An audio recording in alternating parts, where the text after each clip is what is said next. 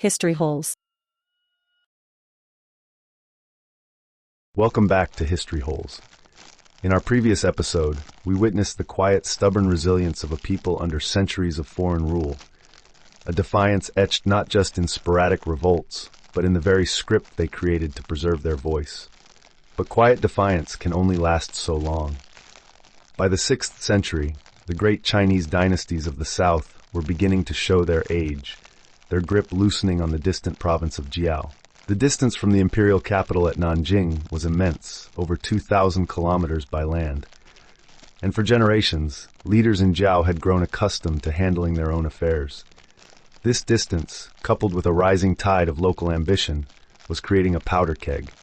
All that was needed was a spark. That spark would come in the form of a man named Li Bi. Part 1. The Spark of Rebellion, a Powder Keg of Discontent. The early 6th century was a time of great ferment. The ruling Liang dynasty, trying to manage its sprawling empire, had experimented with new ways to govern its provinces. In the region we now know as northern Vietnam, they divided the old Jiao province into 6 smaller ones, an effort to break up local power. But this administrative shuffling did little to quell the ambitions of the local elite. In fact, in an empire where central power was weakening, it only created more room for imaginative and daring men to dream of a different future. Among these men were 2 figures whose personal frustrations would ignite a revolution: Li Bi and Tin Theo. Li Bi was a man with a formidable pedigree. His ancestors were said to have fled south from northern China centuries earlier, and for generations, his family had been a cornerstone of Jiao province's military establishment.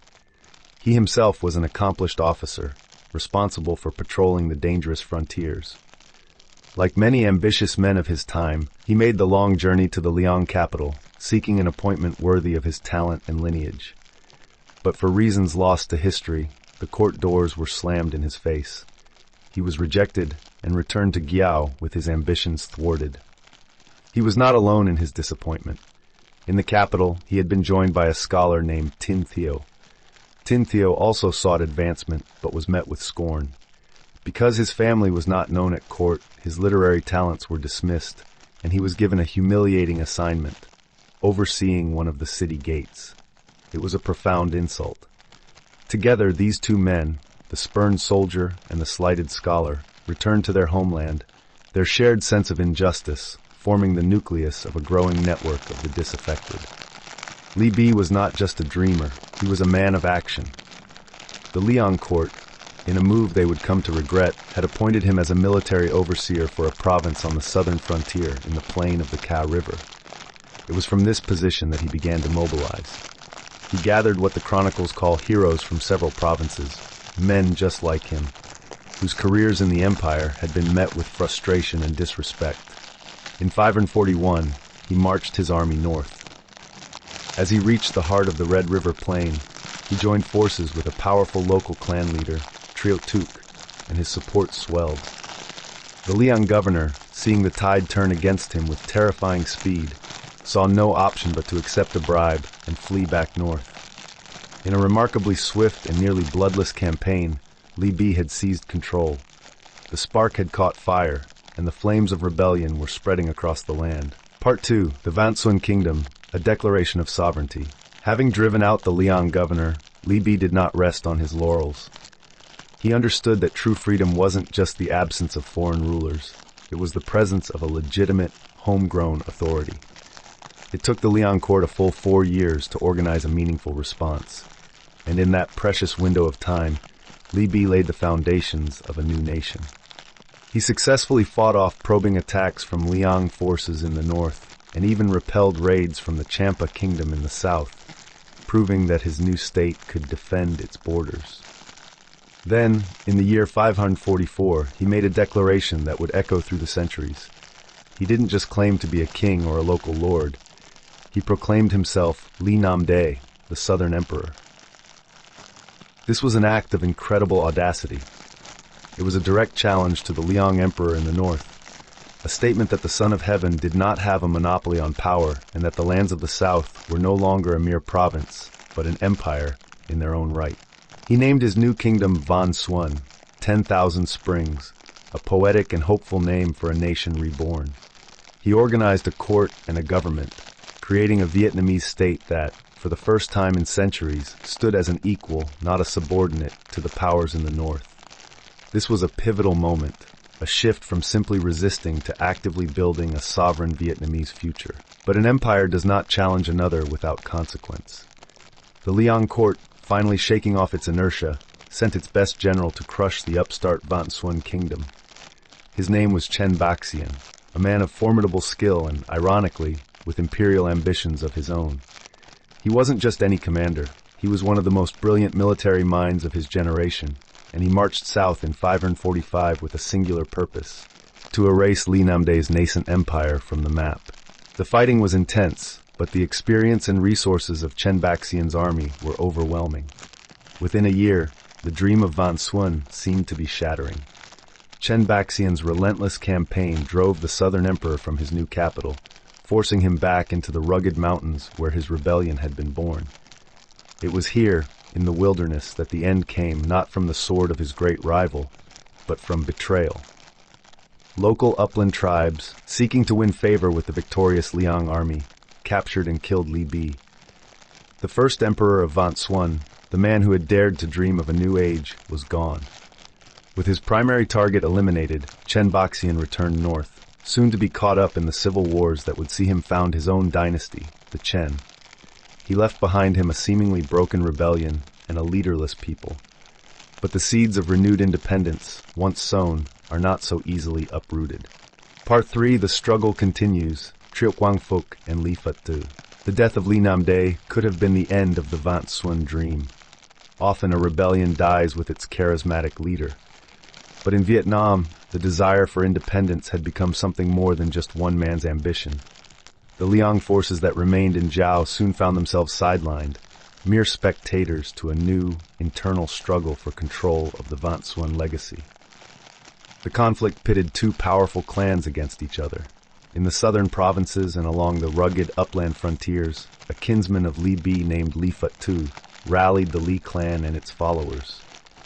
Down in the fertile lowlands of the Red River Plain, Triệu Quang Phúc, the son of Li Bi's early ally Triệu Tuc, commanded the loyalty of the Triệu clan. For years they battled, not just for power, but for the soul of the resistance. It was a classic Vietnamese dynamic, the resilient, martial spirit of the mountains and frontier provinces against the established heartland of the plains. This internal conflict raged until 557 AD, when news from the north changed everything.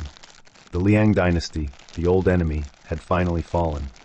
In its place rose the new Chen dynasty, founded by none other than Chen Baxian, the very general who had defeated Li Bi a decade earlier.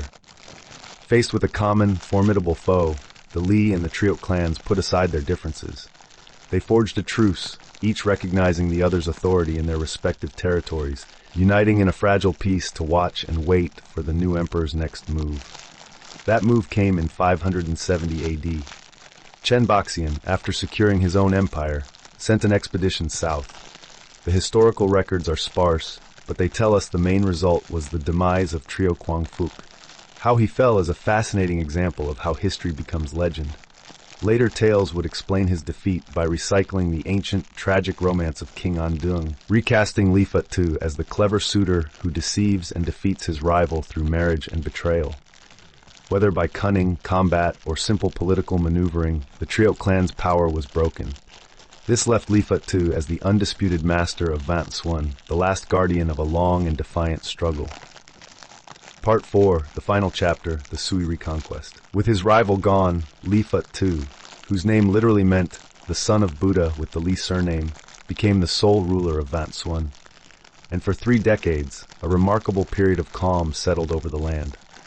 This was a time when Vạn Xuân was an outpost of a fading age, a sanctuary for adventurers and those loyal to the old, fragmented southern dynasties that were now being swept away in the north. Under Li Phật Tu's rule, culture, particularly Buddhism, flourished. The kingdom became a notable center for the faith. Records show that its capital alone boasted 20 Buddhist temples and 500 ordained monks. It was during this period that the first patriarch of the Tian, or Zen, school of meditation is said to have arrived, planting the seeds of a profound spiritual tradition.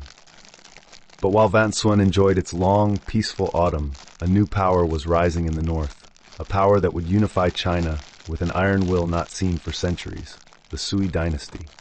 As the 6th century drew to a close, Sui armies began operating near the Zhao border. Li Fut II, watching this new giant awaken, knew he could not provoke it.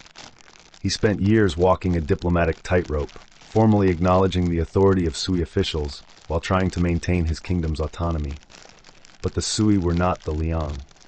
They were a new kind of empire, bent on restoring the full might and extent of past imperial glories. Equivocation would not be tolerated forever. In the year 602, the time for diplomacy ran out. An enormous Sui army, led by an energetic and able commander named Lu Fang, suddenly emerged from the northern mountains. Li Fut II was caught completely unprepared. Seeing the overwhelming force arrayed against him, he made the difficult choice to surrender, rather than lead his people into a hopeless war. He was taken as a prisoner to the Sui capital, and with his capture, the 60-year dream of the Vạn Xuân Kingdom was over. Lu Fang did not stop with the conquest of Vạn Xuân. To send a clear message to all the peoples of the south to punctuate Sui dominance on this distant frontier, he marched his army down the coast and put the Cham royal center at Trachio to the torch. Though his army, loaded with plunder, was ravaged by disease on its return journey, the Sui grip on Zhao was firm. Despite the disaster that befell Lu Fang's army, Sui officials easily established their rule. They brought with them new fashions, new ways of organizing government, and a new, more centralized imperial power that would fundamentally change the region for centuries to come. The Vạn Xuân Kingdom was gone, but the 60 years of defiant independence had left an indelible mark on the Vietnamese consciousness. The seeds of self-rule had been sown, and though they would lie dormant for a time, they would, in the centuries to come, sprout once more.